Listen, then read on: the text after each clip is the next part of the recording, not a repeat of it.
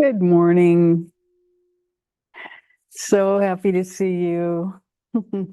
Welcome.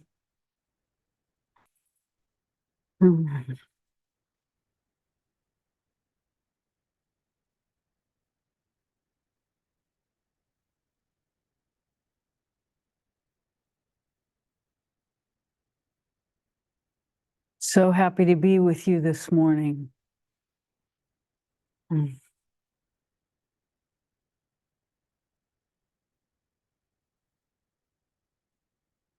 we're going to talk just a short bit before we start meditation because we want to make you aware of a few things. Can you hear us okay? Okay, good. Okay, so as we breathe into the chakra system and bring our awareness to each of the energy centers, it's important to understand that each one has a more refined energy that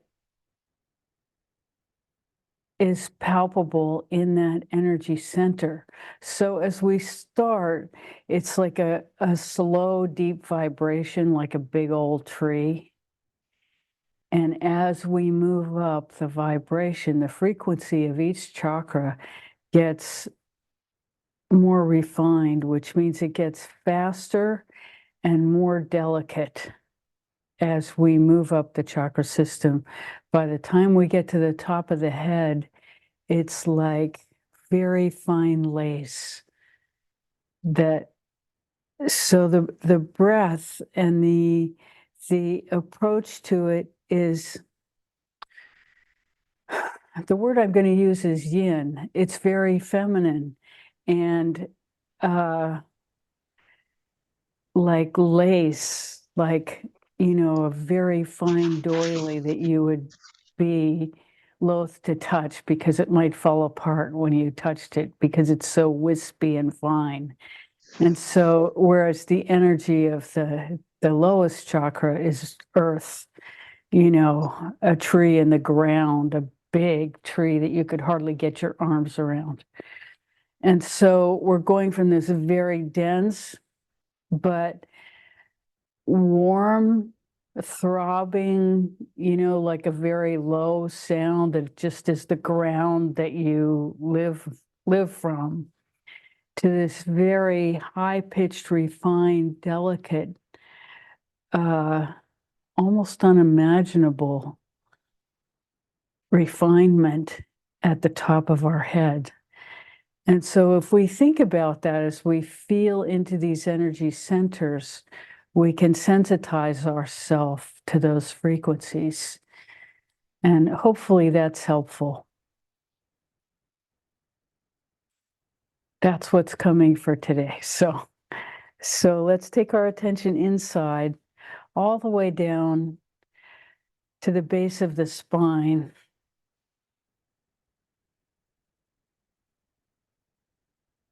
And there is an acupuncture point that's in front of the anus and before you get to the vagina that is considered the entrance to the chakra system.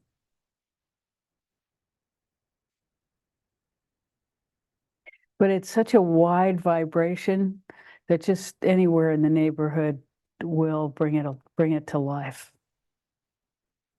So take your attention there and breathe.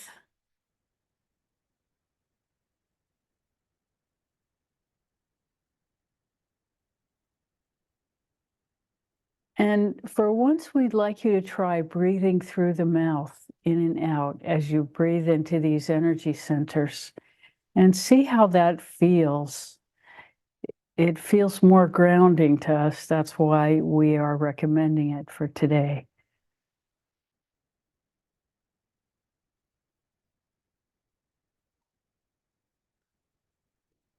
So breathe into the lowest energy center. So it's just in front of the tailbone.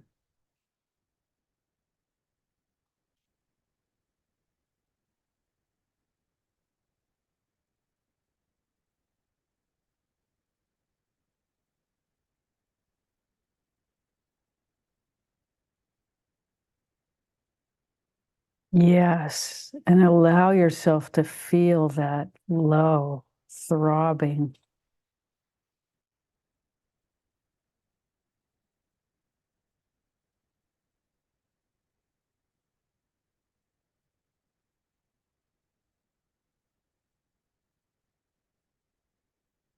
And it takes a reminder, at least for us, to breathe through the mouth because we're so habituated to breathing through the nose. But there's something so grounding in breathing through the mouth. So when you're ready, allow your attention to rise up to the energy center. It's below and behind the belly button quite a bit. So you want to sit and feel for that energy center with your spine just on top of itself, open. And breathe through your mouth into that energy center. And feel for its own frequency. So you have to relax all the muscles of your abdomen. You can't hold your stomach in and do this.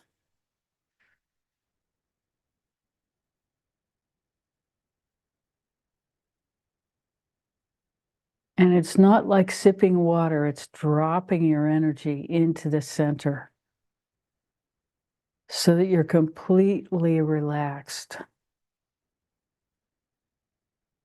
from the bottom up.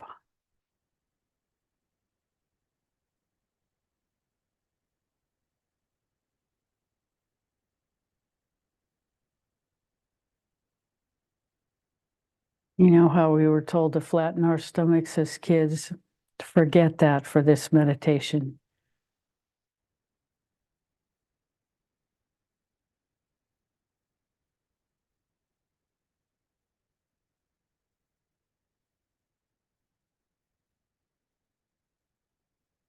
Now feel for the frequency.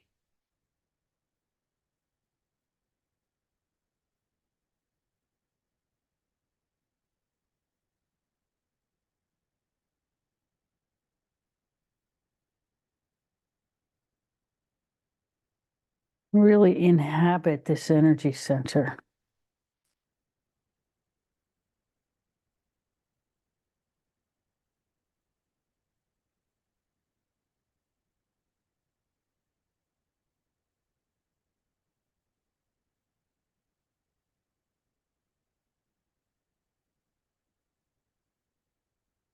And when you're ready, allow your energy and your awareness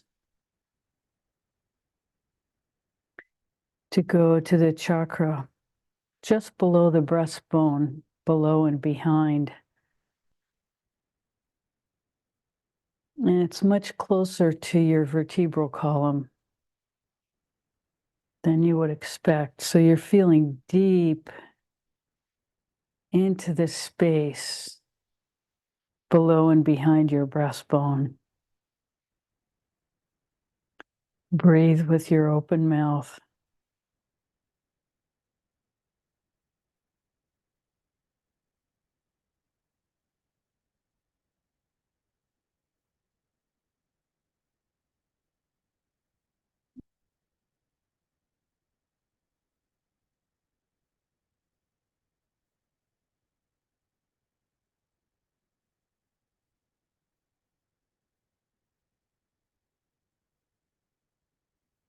And we're noticing that all the tension we've avoided feeling comes present as we work in this way. What a gift.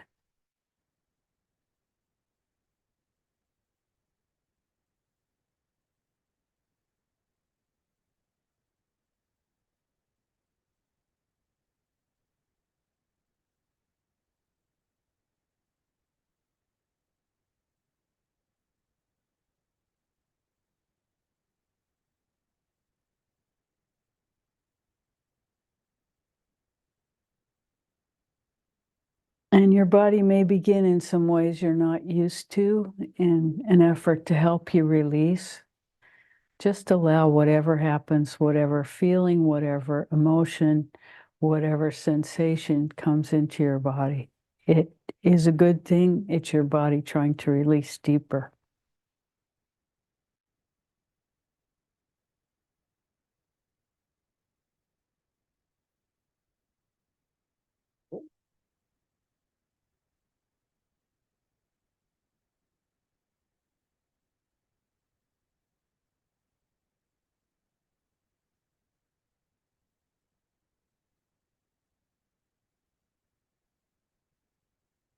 We're noticing that breathing through the mouth makes all this a little bit up close and personal in a different way.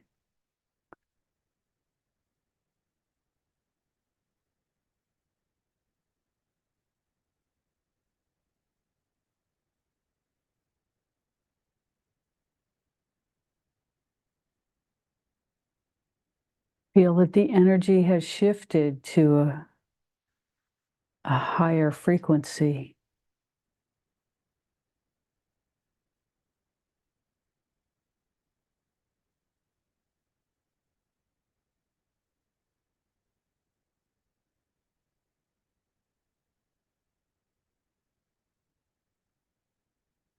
When you're ready, allow your awareness and your energy to rise up to your heart center.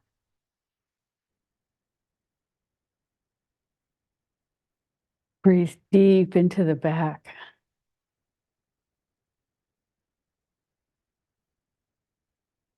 So that you don't miss any part of this energy center.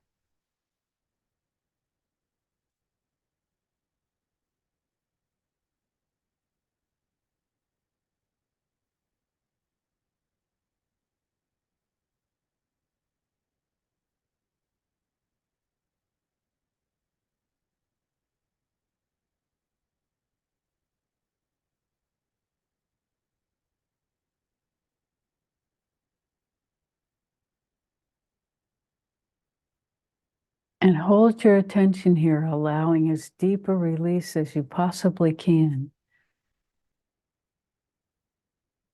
And if your heart feels heavy, that's okay. That's just information for the moment.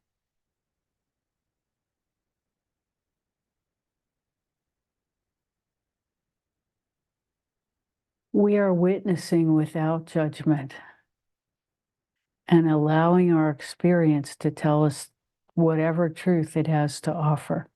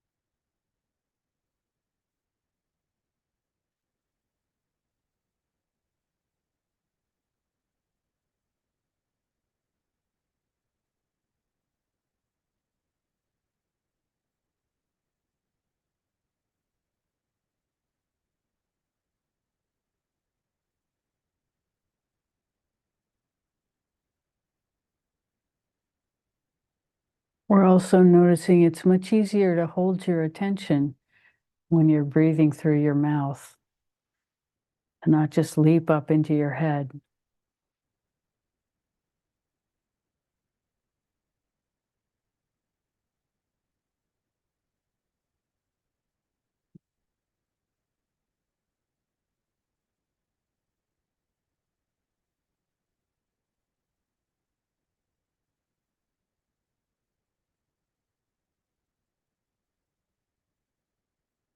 And when you're ready, allow your awareness and your energy to move to the throat center.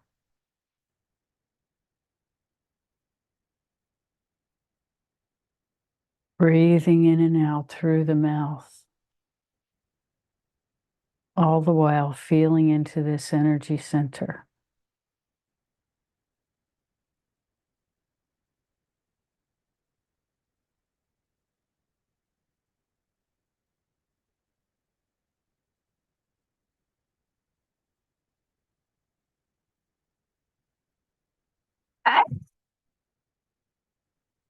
Sorry.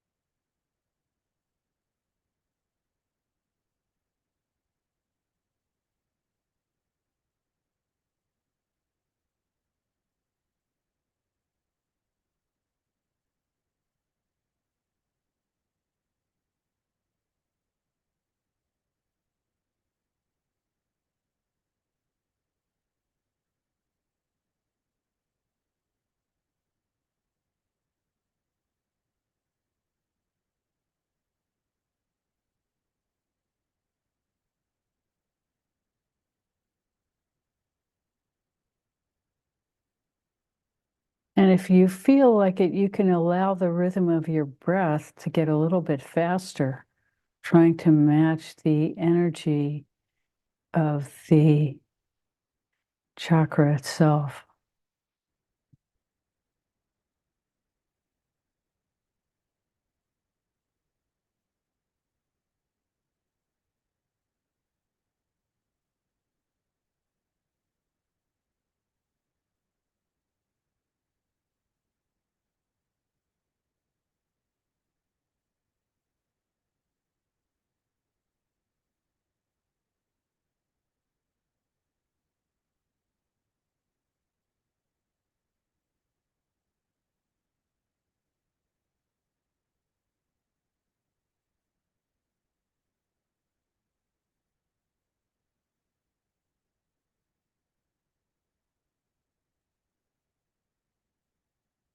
When you're ready, move your attention to the third eye.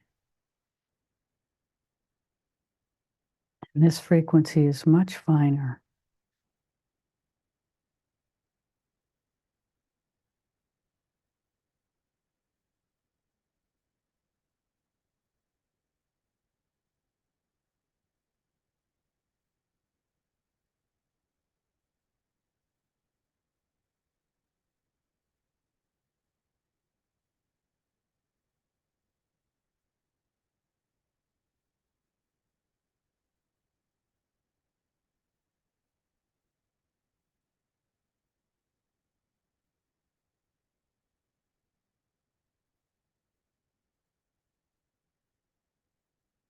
And at a certain point, you'll just feel the energy rise out the top of your head and the big flower.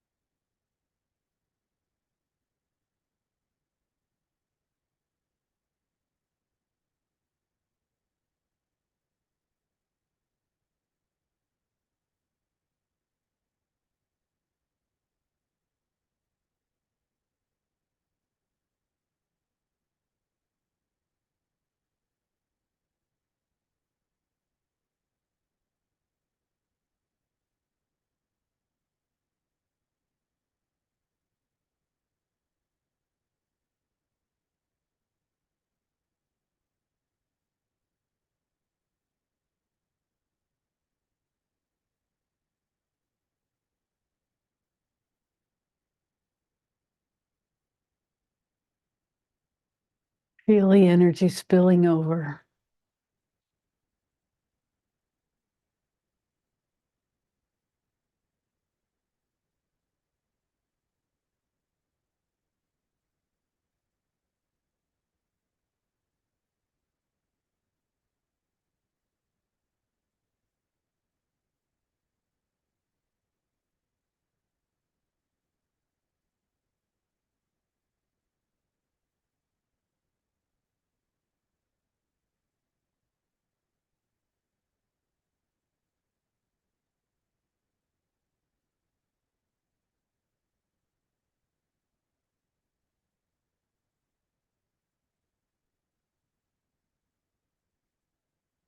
And just take a few minutes and enjoy feeling the flow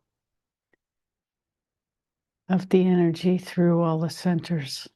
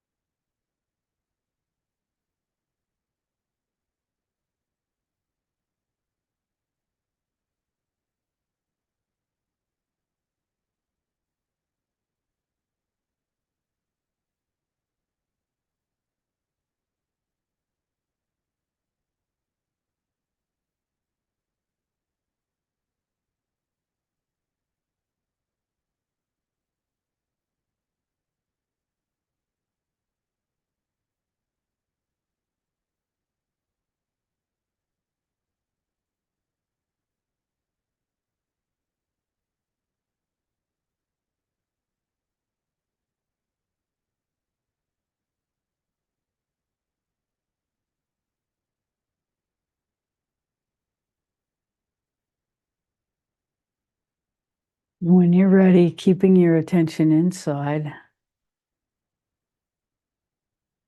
open your eyes and come present while you're still inside at the same time.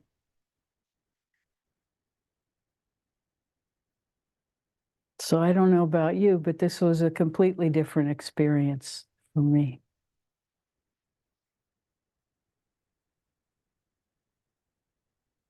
And we're not going to say better or worse, it's just different as we become more refined in our perception of what's available.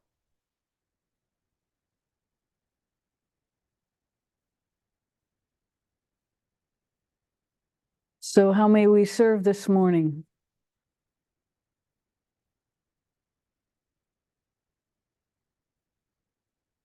Anybody?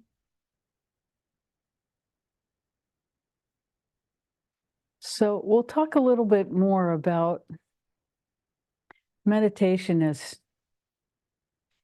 divine union,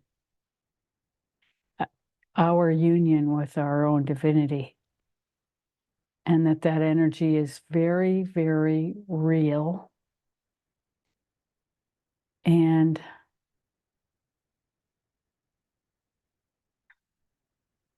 completely changes us as we allow it to become our most important resource. As we tune to it, it shows us how to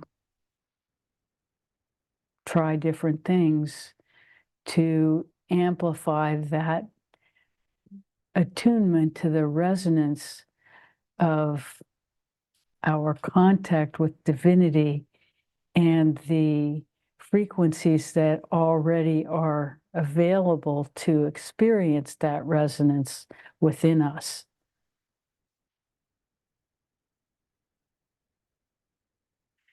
There is no such thing as out there.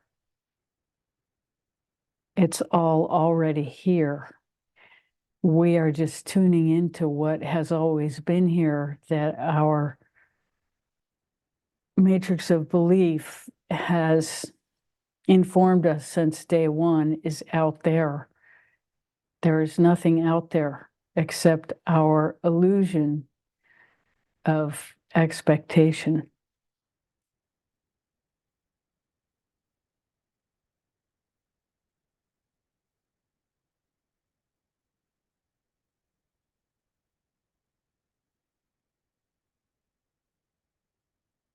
And as we tune to these higher and higher frequencies, we begin to experience ourselves as love, pure and simple.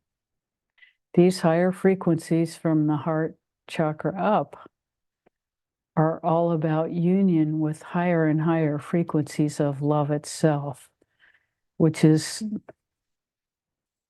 sadly the only word we have, but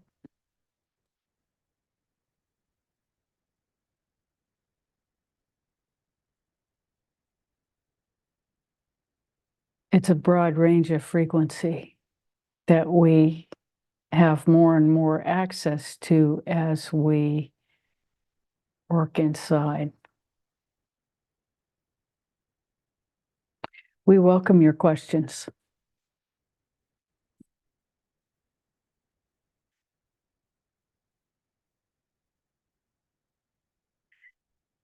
And we can tell you with absolute certainty that ecstatic experience is part of that frequency that becomes available.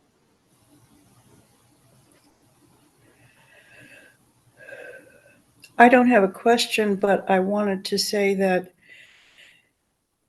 having our meditation with our mouth open somehow made the chakras so much more available and easier to get in touch with, and certainly more effortless. So Yeah, thank you for that. surprise, surprise. I just love that. I love it. It was so Surprise, yeah. beautiful. It's almost like it's been hidden from us. Yeah. Thank you. You're welcome. Hidden in plain sight. And yes. And so it allows us to begin to experiment with heavy and light breathing through our mouth and what that shows us internally. So really meditation is, because it's such an unrefined science in this culture, it becomes a big experiment. And you never know in Eastern cultures who's telling you what part of the truth and withholding other things. So when you have a revelation, like breathing through your mouth just to see what happens, it's a big deal when it changes your experience completely. And so it leads to a whole other level of interesting experience.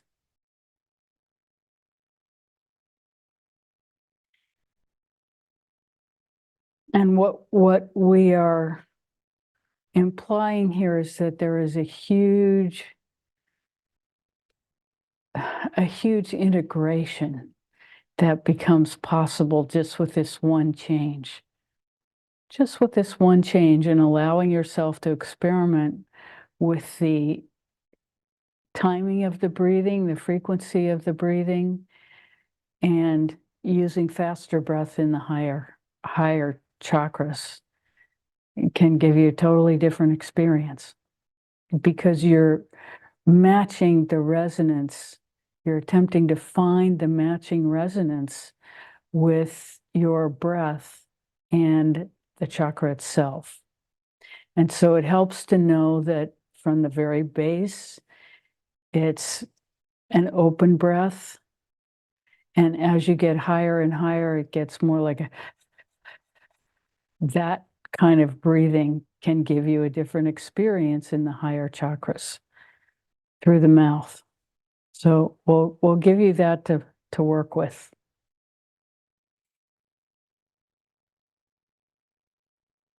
Anything?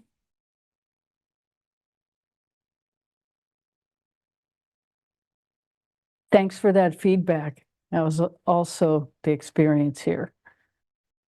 Yeah, a treasure has been uncovered.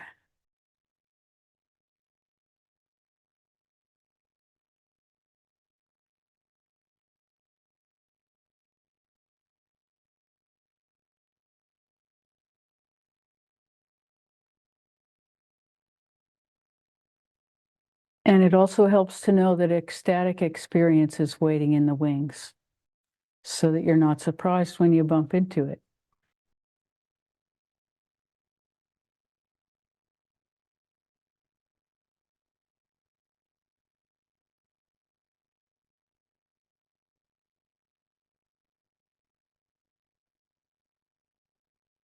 How may we serve further? This is why we're here.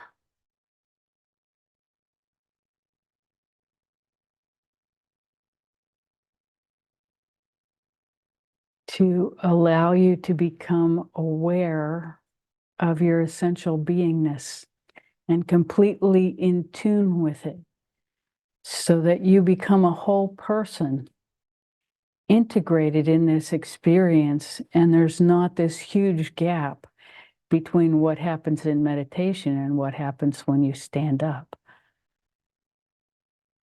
That they become one thing and you become one person, completely integrated in whichever part of that awareness you choose in a given moment.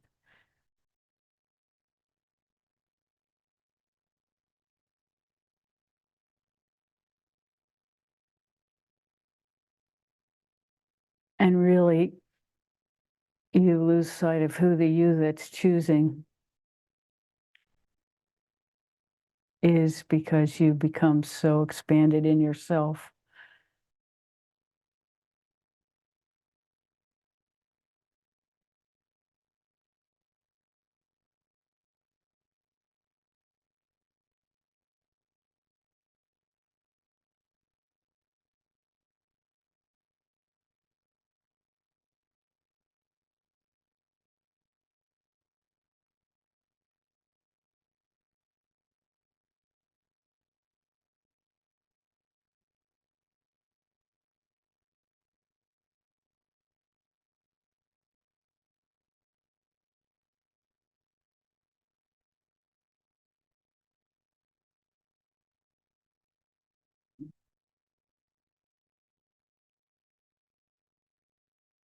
So we're going to share with you some of what we've been sharing with Rebecca lately.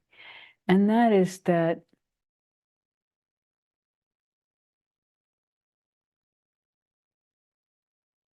think about creative energy in human life, in the big picture.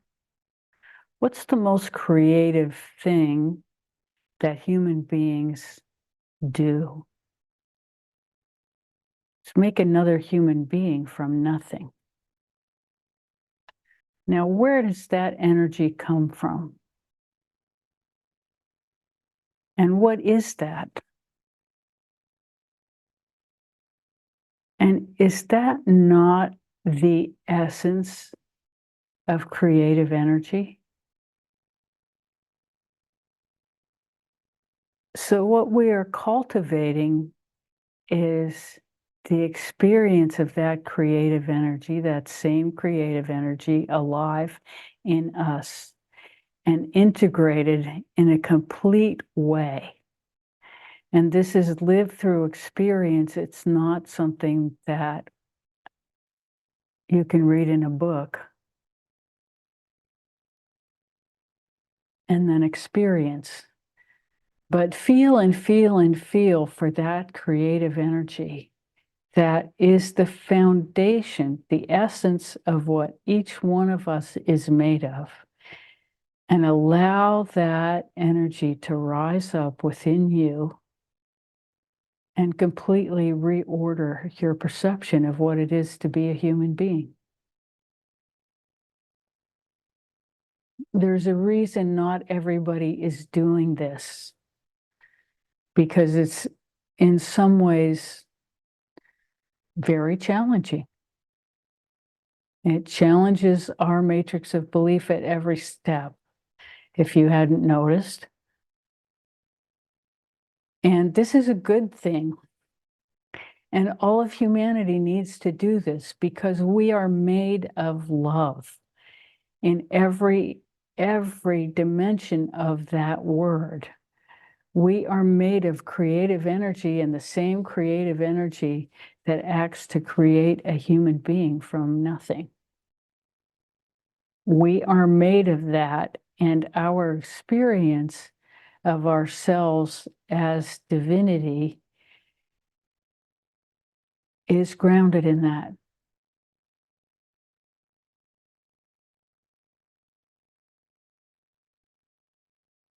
So allow that. Can you hear me? Good. Okay. I'm just getting a message that says not hearing anything. Turn up volume, but that's probably my screen. That has nothing to do with anything real. Yeah. So just checking.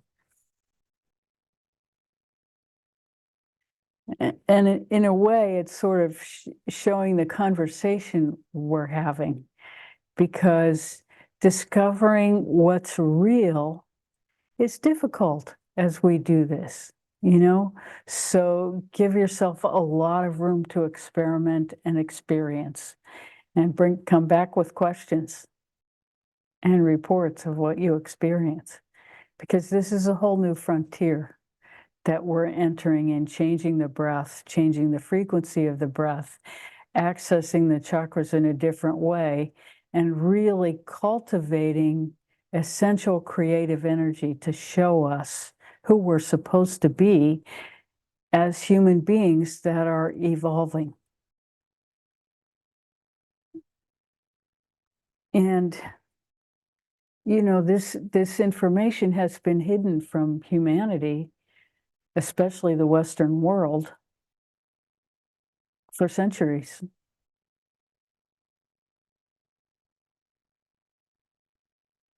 So it's, you know, we have to reinvent the wheel, and that means allowing our matrix of belief to open up and show us whatever it is we need to see that we're missing. Because we've been taught to be very resistant to experiencing our own creative energy. Our matrix of belief cannot tolerate that creative energy in a human being, because it makes us autonomous. And there is the belief that autonomy would create anarchy, or make, you know, the people in power have less power. It's more likely what it is. You know, as long as we're easy to control, then their power is secure, and we get more TV stations in return. More garbage. But when human beings become autonomous, they can't be manipulated. And that's what an integrated human being is, an autonomous person who can't be divided. Most people are split, divided within themselves in a way that makes it impossible for them to act as a unified being, a unified force in the world, because there's this split that tears them apart every time they try to take 2 steps forward. So this creative energy can and will heal that split, as long as we are willing to open up to it. And we're here to help you do that.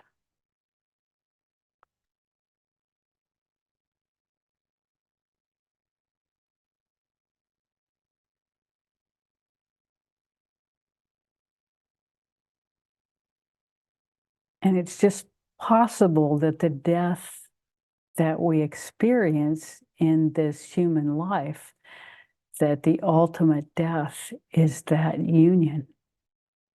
And so that there is absolutely nothing to fear and everything to be grateful for as we get closer to that experience, that it is the final union in that final exhale. And it's just possible that death is ecstatic beyond belief.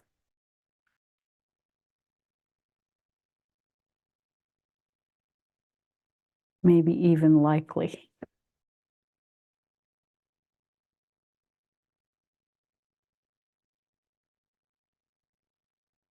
And it is our experience of union while alive that allows us to begin to speak in that way. So it's up to you guys to cultivate that in yourselves so we can talk more deeply about it. But breathing through the mouth is a big change. And it will evoke resistance in you because your matrix of belief will start to go, oh, there's something wrong with me. And this is too much fun. Something like that. So just keep coming back and we'll talk about it. Andrew, anything?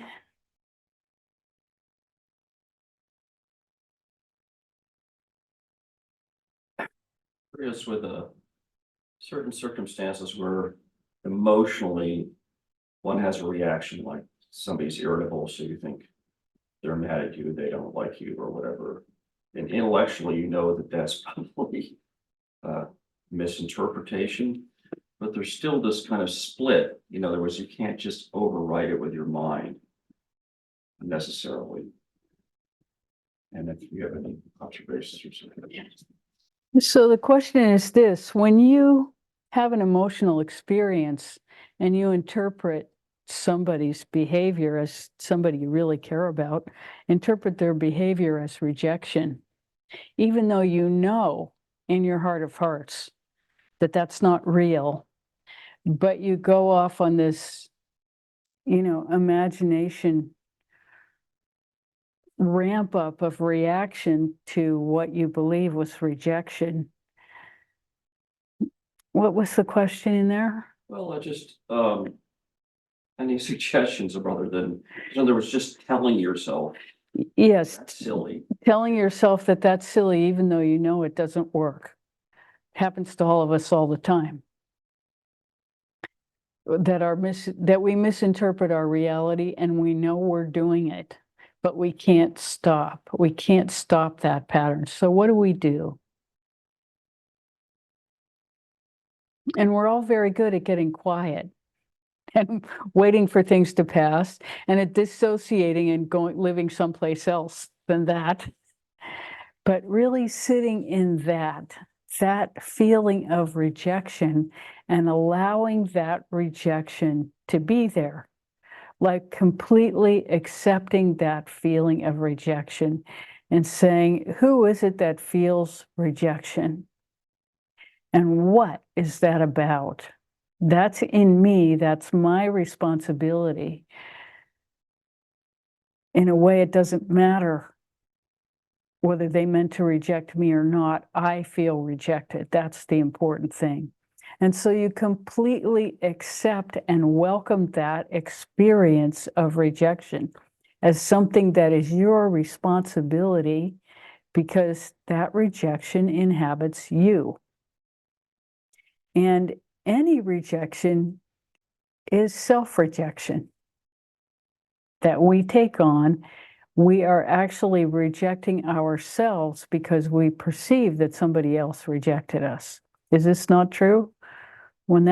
We are rejecting ourselves because we perceive that somebody else rejected us, because we feel rejected. We are the ones who have accepted rejection as the reaction to whatever they did, whether they meant it or not. So it is really us rejecting ourselves, no matter what the other person intended.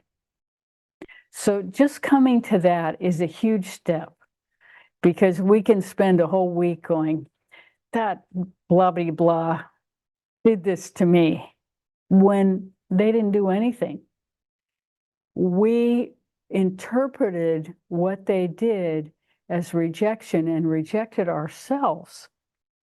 It's like hitting a ball with a croquet ball, and then it hits another ball, and then that ball goes off, in a tangent. Well, does the ball have a choice? In a way, no. But there is a choice after the impact. We have a choice. That's what free will is, which is why, is it really free will? Because look how long it takes us to recover from an injury like that. And when we understand that it's actually a self-inflicted wound after somebody says something to us that we interpret as a reason to reject ourselves, when we understand that that's really the process that's happened, then we begin to have a choice. Well, do I really want to reject myself because that person may or may not have rejected me? In any case, it's going to take us the time to recover from that rejection to love ourselves again. But if we cut out the middleman of the other person and we give them the benefit of the doubt, we could try that. And then not reject ourselves, because we're still dealing with our own self-rejection. And so understanding that that's what's really happening is key to recovery. That you are choosing to reject yourself because of something you may or may not have misinterpreted. And then you understand that that self-rejection plays into every self-rejection we have ever felt in our entire lives. Back to the very first time that our mother looked at us cross-eyed when we needed something from her. Like we really needed something and we didn't get it. And instead we got this really dismissive look because she didn't have it to give. Or same with our father. Doesn't matter which gender parent, one of them was somewhere that didn't help you. And so you felt worthless. You rejected yourself because they were not there in a moment when you couldn't take care of yourself. And there it is, matrix of belief. Does that make any sense? Does that help at all? Because in the deep acceptance of the fact that it's you judging yourself, you can get over that a lot quicker. Well, I think that part of one, where self-rejection then gets projected out, so everything is just looking for a reason to confirm. Exactly. That's what we do. So what he said is that when we're in that experience of self-rejection, everything else that happens to us that has any flavor of that is an opportunity for us to magnify that experience so that everything begins to feel like rejection. And so our self-rejection that we've been holding on to for a lifetime gets magnetized to become our total experience. And we all do this. He's just admitting it in the moment to show us, and we're kind of making it more extreme to show what we do. And it happens all the time. We do it to ourselves. These are self-inflicted wounds that we have yet to love ourselves out of. We hold the love that we are waiting for. We have to be our own parents, recognize the deficiencies in our matrix of belief, and, super glue our love into every single one of these situations until we get it. And we go, oh, that's that again. And we just breathe that love into that pattern. And this is how we change ourselves over and over and over and over and over, because we all have at least 10 of those patterns. There's one big one, and then there are 9 variations on it. Usually it's one big one.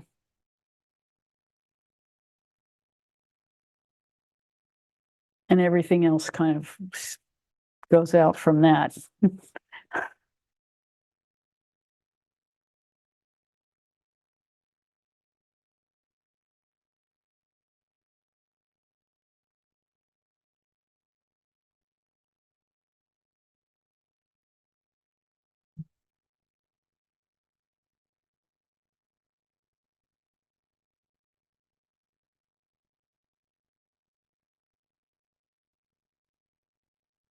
Thank you, Andrew.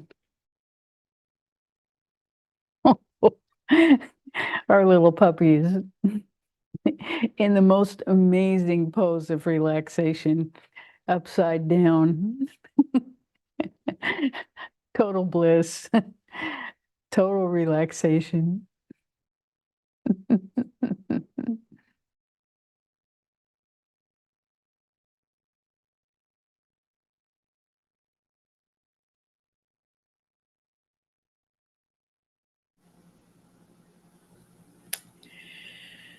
This conversation is so perfect this morning because I just,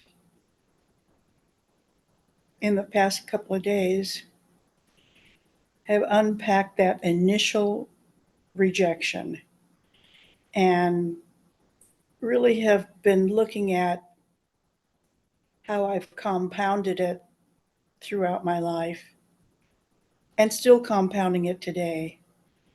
And it's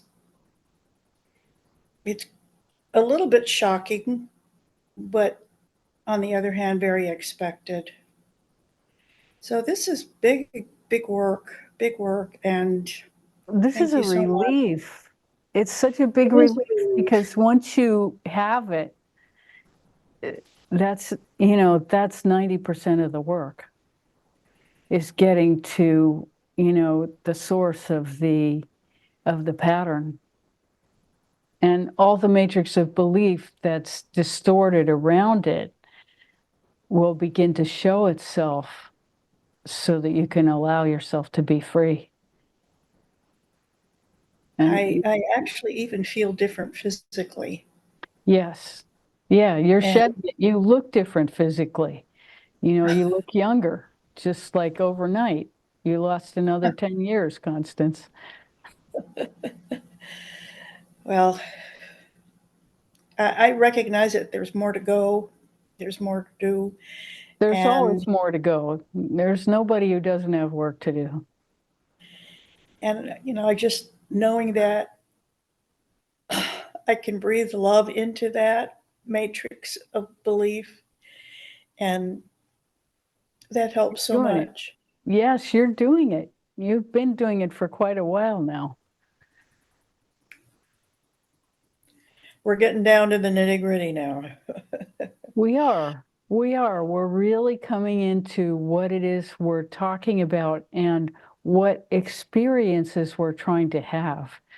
Not that there's a particular goal, except that we would like to approach death with equanimity. And Yes. this is looking possible. This is looking possible from here. I am starting to believe that yes, death can be, and most likely is, an ecstatic experience. Yes, So it's all kind of exciting now, it is kind of exciting now. It is kind of exciting as now. as opposed to being fearful. Well, yes, yes. And, we are all, rightfully afraid of the stuff between now and then, which is, but it's our experience with that is that human beings are so remarkably adaptive to any situation that once you understand the principles of love, that you can love yourself out of anything, really anything, because you don't even have to have any intelligence. You just have to have awareness and love. And awareness is just a certain presence. And love is always there. So we don't even have to have our mind. We just love. Got that? Isn't that Yeah. exciting? That is very, And very. the person who demonstrated that the most to us was Ram Dass. He lost his mind. He had a stroke. Yes. And he just came out and was love. He walked out on stage and he was just love. He couldn't put together a sentence, but he could love. And so that was amazing. Have you watched those videos of Ram Dass after a stroke? Well, it's quite amazing. And he freely admitted that when he was having the stroke, he was shocked at his inability to remember to say mantra or meditate or do anything spiritual. He was in shock. And when you're in shock, you're in shock. You can't do anything else. His mind had gone. And then he came back enough that he could love. And that's all he did. And his love was so powerful that people invited him on stage. There was usually another spiritual master there at the same time to carry the conversation. And he would just sit there and love. And he would say a few words that, were very simple from the heart. And that was all he could do. But I'm sure that the main reason he did that was to demonstrate that the love, when there's nothing there, a lot of his physical body came back, that he could swim and walk and, gradually got strong again, but his mind didn't work. And it didn't matter because he was pure love. So having witnessed that and putting together that we are accessing that pure love as we meditate, that this is really what we're doing, is every day we are more connected to that vital energy, that creative energy that is so strong that it can create a human being from space. An egg and a sperm meet, and that's all we know. There is a cosmic bang and a new human being is created. That creative energy is in us. It's what runs this machine. And we are trying to integrate it so that we can be whole people that are not split, not divided against ourselves.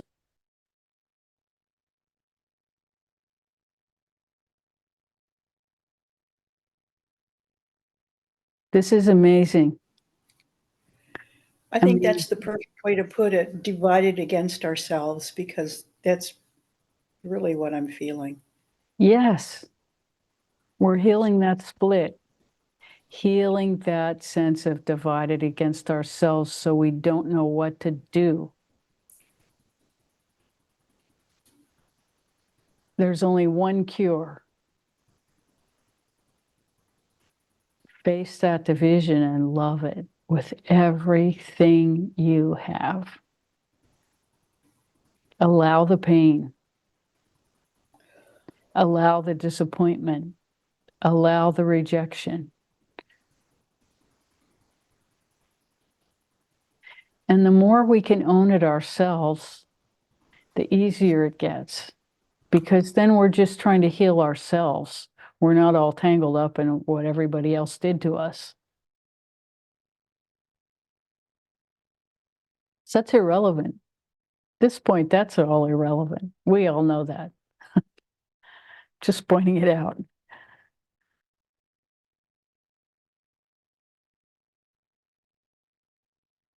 And we can even go so far, and you'll recognize this, we can go so far as to say, because of our matrix of belief, we attracted that to confirm our matrix of belief. Because it's what Andrew was saying, we interpret everything then as a reason for self-rejection. Or as, proof of our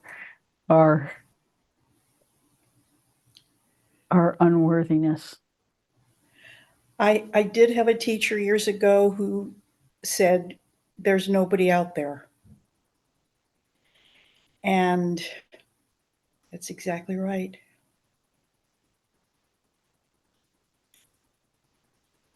It's just us chickens.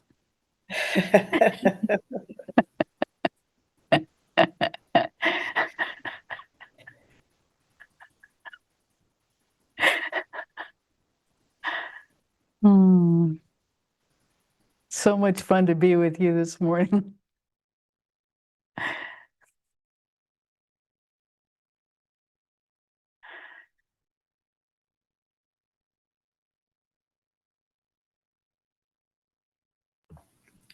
And thank you, Andrew, for bringing that up, because that's exactly right on.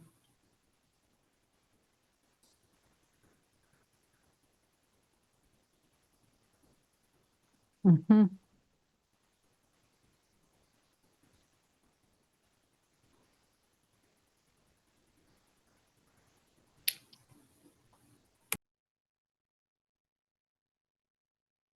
Well, let's meditate some more, unless there's something else.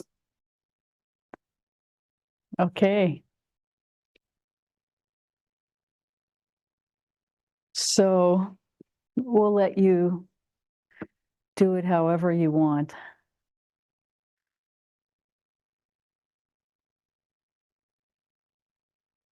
And we'll probably have our eyes open for at least part of the time, if that's at all helpful.